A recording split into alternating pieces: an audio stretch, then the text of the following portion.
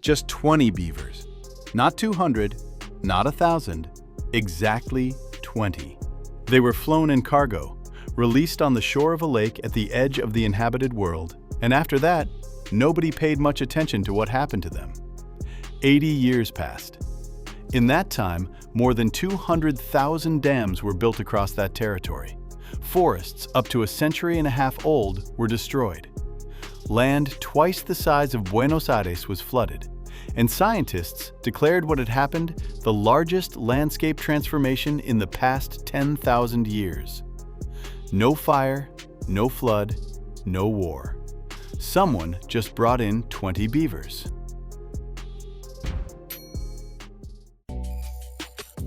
Tierra del Fuego is an archipelago located at the very southern tip of South America.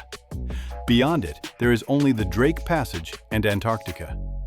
The wind here almost never dies down, the rains are cold, and fog hangs over the land for most of the year. Summer does arrive, but it is short and brings little warmth. Despite the harsh climate, the islands are far from bare.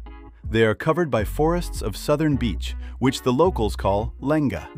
It is a stubborn, unhurried tree that took root in these parts thousands of years ago and has not been in a rush since. Nature really outdid itself here, and these places turned out to be genuinely beautiful. Everything lived in balance, in a state of stable equilibrium. There was never much of a population there. In '46, the Argentine side of the island looked like a forgotten corner of a vast country.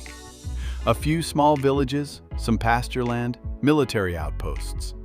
There was plenty of land and almost no people. The local climate and terrain gave no reason to think about any serious economic development. Argentine military officials looked at Canada and saw a working model that generated real money. The fur trade, hunters, settlers, profit. The Canadian beaver was feeding entire provinces. The climate in Tierra del Fuego was somewhat similar. There were forests, there were rivers. Why not try the same thing? They tried. In '46, the Argentine Navy organized the delivery. 20 beavers, by plane, from the Canadian province of Manitoba. Released near Lake Fagnano in the interior of the island. No fanfare, no ceremony. They just opened the cages and forgot about it.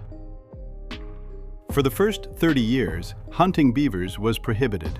The logic was simple. Let the population build up numbers, then start the harvest. Nobody was in any hurry.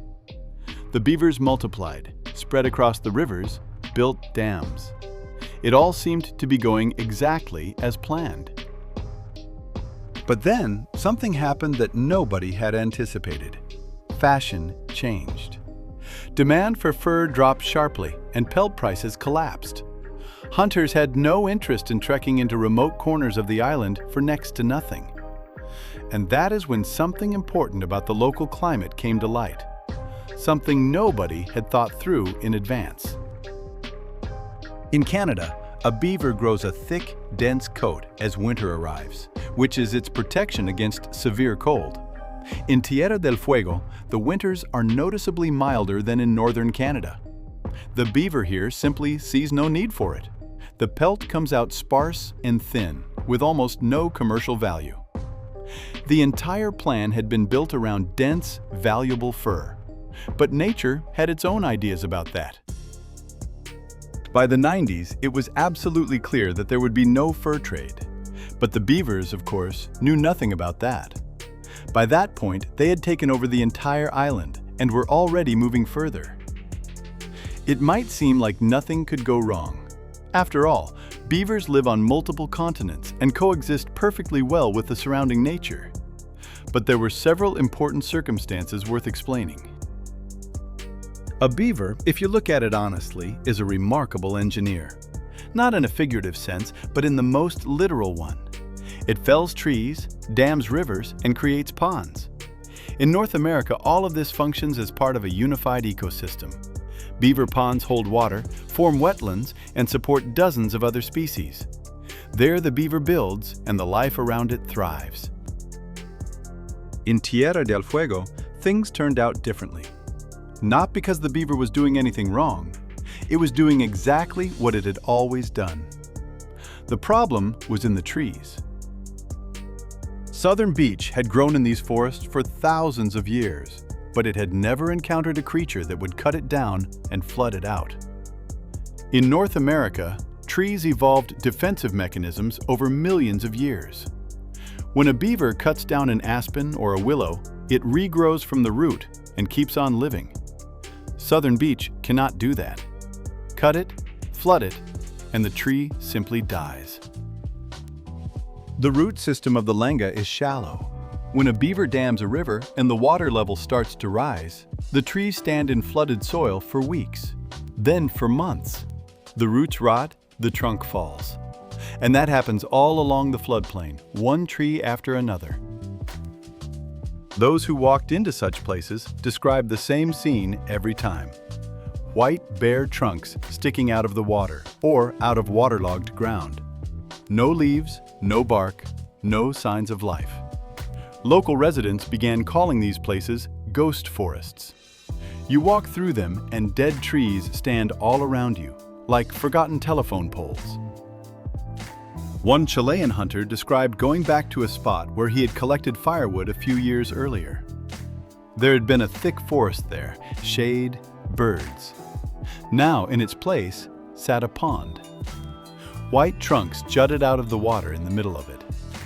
He said he did not immediately recognize where he was, because everything around him had changed so completely. A beaver does not fell a tree because it wants the wood itself. It wants the branches and bark. That is what it eats. The trunks it uses to build its dam. One beaver family can fell several hundred trees in a single year. Then they move on to the next stretch of river and do the same thing over again. When you first look at satellite images of these areas on Google Maps, you can barely believe what you are seeing. Chains of ponds stretch along every river network, one after another. Where there was once a river, there is now standing water. Where there was once a forest, there are thousands of felled, dead trees. Take a look for yourself. It is a striking sight. Scientists from several universities decided to count the dams from satellite imagery, not roughly, but methodically, going through images square by square. The results were published in 20. Across the archipelago, which covers 73,000 square kilometers, they counted 206,000 beaver dams. 206,000. To put that in perspective, roughly 3 dams for every square kilometer of territory suitable for beavers. Every dam means a flooded section of forest. Every flooded section means trees that will never grow back. In North America, beaver populations are kept in check by wolves, bears, lynx, and mountain lions.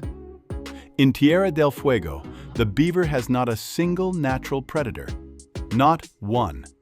There are simply no predators here capable of stopping them.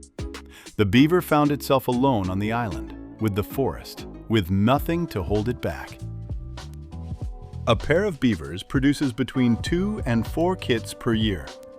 Survival rates are high, there are no competitors, and food is plentiful on all sides. The population grew much the way debt grows when nobody is dealing with it. Imperceptible at first, then increasingly fast, and then you no longer know what to do about it at all. By the late 90s, beavers had taken over nearly all of Isla Grande de Tierra del Fuego. But they did not stop there. They are strong swimmers, and distances do not frighten them. In the 90s, the first beavers crossed the Beagle Channel and showed up on the Chilean side. Later, they reached the Brunswick Peninsula on the mainland. At that point, the problem stopped being only Argentina's and became a shared one. Chile had not imported any beavers and had not asked for them, but now they were there. A national border means nothing to a beaver. It just swims toward wherever there are trees. Argentine naturalist Claudio Bertonatti, one of those who has long been raising the alarm about this situation, compared what happened to the destruction of the Polish forests during World War II. It is a harsh comparison. But when you look at the scale of it, you understand exactly what he meant. According to official estimates, by the mid-2000s, beavers had destroyed forests and wetlands covering an area twice the size of Buenos Aires. That is not just a big number. Buenos Aires is a city of 3 million people, with neighborhoods, boulevards, and parks. Now multiply that by 2 and picture it replaced by standing water and dead trunks. It was not only the forest that suffered. Beaver dams changed the very nature of rivers. Where fast, cold water once ran, there is now a warm, still pond. Trout and other fish that used to spawn in these rivers either leave or die. Birds that fed along the water lose their familiar habitat. On top of that, beavers reached the peatlands. Tierra del Fuego is rich in peat bogs that have been accumulating carbon for thousands of years. When a beaver floods a peatland, it begins to decompose and release that stored carbon back into the atmosphere. Almost nobody talked about this for a long time. But when scientists finally ran the numbers, the figures turned out to be deeply inconvenient. Alongside the environmental damage, the economic toll was mounting as well. Flooded roads, destroyed farm fences, downed telephone poles, undermined utility line supports. By various estimates, beaver damage in Argentina alone costs roughly $66 million every year. Every year, again and again. And here is what is remarkable. Throughout all of this, the beaver itself was not in any particular hurry. It simply lived. It built, it ate, it reproduced. It did what it does best. The problem was not with the beaver. It was with the fact that nobody stopped to think about where exactly they were taking it. Estimates of the population size varied widely by that point. Official figures cited anywhere from 70 to 110,000 individuals. 20 animals over 80 years had become 100,000. With no predators, no hunting, and no control of any kind. One scientist from the University of Magallanes put it this way: what the beavers did to the forests of Tierra del Fuego is the largest landscape change in the subantarctic region in the last 10,000 years. Since the last ice age, these forests had not changed so drastically or so rapidly. And all of this in 80 years. Within a single human lifetime. In 2016, the Argentine government issued an official statement. The country declared war on the beavers. Not figuratively, but literally, with a prepared plan, an allocated budget, and an international agreement. The goal was to eliminate 100,000 beavers across Tierra del Fuego. Chile backed the initiative. The two countries signed a treaty on joint action. That in itself was unusual. Argentina and Chile have historically not been the closest of allies. But the beaver turned out to be exactly the kind of problem worth coming together over. The extermination program received support from the United Nations, and from conservationists, as unlikely as that sounds. Organizations that normally stand up for animals this time agreed on the necessity of elimination, because there was only one alternative: to keep watching the forests disappear. The officially approved method was a blow to the head. Not poison, not traps, specifically that. Poisoned bait kills everything indiscriminately, and traps maim animals and leave them to die for hours. A blow is instantaneous.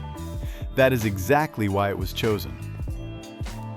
Even before the official campaign was announced, the Argentine government launched a pilot project. 10 hunters, 7 sections of the island, 3 years of work.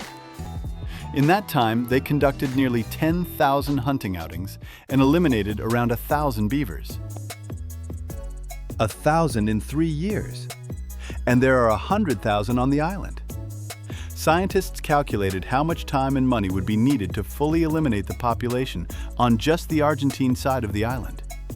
$31 million, 17 years. $31 million and 17 years to fix the consequences of a decision that, back in '46, apparently did not require a single serious meeting. They brought them, released them, and forgot about them. 2 generations will be paying for it. But even after the beavers are gone, the forest will not recover on its own. That turned out to be a second problem that almost nobody was talking about at first. Southern beech grows just a few millimeters per year. Where ghost forests of white dead trunks stand today, a living forest will return at best within several centuries. There is another complication. When a beaver dam is destroyed, the water drains and the peatland that lay beneath it is exposed. Peat, while it is wet, holds carbon accumulated over thousands of years. When it dries out and begins to decompose, that carbon goes into the atmosphere. You kill the beaver, destroy the dam, and you have a whole new problem on your hands. Scientists have not yet reached a consensus on how to properly restore these territories. First, remove the beavers. Then, drain the ponds. Then, wait centuries for the forest to grow back. Or leave some of the ponds untouched to avoid disturbing the peatlands. There is no ready answer. Every option carries its own consequences. Along with the beavers, something else arrived on the islands. Muskrats and American mink appeared as well, both introduced at various points over the years. The beaver ponds created an ideal environment for them, warm, still water with plenty of cover. One invasive species had set the stage for others. That same Chilean hunter who first came across a ghost forest and did not recognize the place where he had once worked, eventually gave up his old trade. In 2015, he started a tourism company. It is called Navarino Beaver. He takes people through the dead forests and tells them what happened here. Paid tours of an ecological disaster. At first glance, that sounds cynical, but otherwise people will never see it or grasp the scale of it. You can talk all you want about hectares and dams, but when a person is standing among white dead trunks and sees it with their own eyes, something shifts inside them. Local residents in Tierra del Fuego have mixed feelings about the situation. Some want the beavers completely eliminated. They are tired of repairing fences and clearing flooded roads. Others feel the beaver has already become part of this place, and treating it like an enemy is wrong. A handful of people have even spoken out publicly against the extermination program. One researcher who had studied the history of this situation came up with a term that sticks with you long after you hear it. He called what happened the Beaver Age, by analogy with an ice age or a coal age. A period in the history of Tierra del Fuego when one introduced species changed the landscape more than anything else in the past 10,000 years. The Beaver Age. It began in '46 and continues to this day. The extermination program is moving slowly. Funding is always short. The territory is vast and difficult to access, and there are too few hunters. Meanwhile, the beavers keep reproducing. By the latest estimates, the population across the archipelago still numbers in the tens of thousands. In other parts of the world, the beaver is considered one of the most valuable animals for an ecosystem. Not loosely, but in measurable terms. Beaver ponds hold water during dry seasons, filter sediment from rivers, and create wetlands for fish, birds, and amphibians. There, the beaver restores what humans have already managed to ruin. It is deliberately reintroduced to rivers from which it disappeared long ago. The same beaver, the same dam, the same teeth, and the same instincts. In Tierra del Fuego, all of that is called the largest ecological catastrophe in the region in 10,000 years. One and the same animal, two completely different outcomes. I thought about this for quite a while as I was putting this together. The beaver did nothing wrong. It did exactly what it was built to do. All of the responsibility lies with the people who made the decision back in '46 without thinking through the consequences. The extermination program continues. Somewhere in Tierra del Fuego right now, hunters are walking into another ghost forest and doing their work. And a few miles away, another beaver is felling another tree that was 100 years old. And that is how it goes, every single day.